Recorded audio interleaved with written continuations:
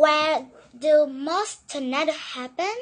More tornadoes happen is with units than anywhere in the world.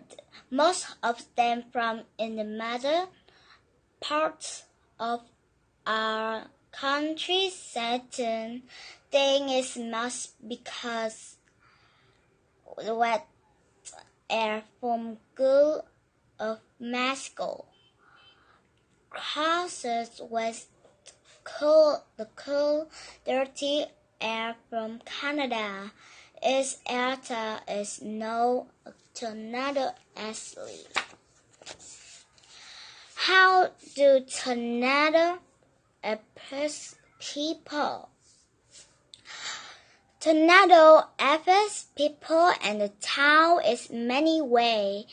When tornado breaks, a strong tornado can destroy the building. People who live in the there are many tornadoes waiting about the weather. They listen to the radio and watch news about the revision.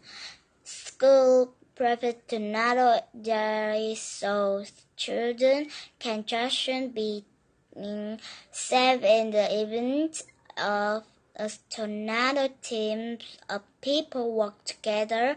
The damage caused by a tornado.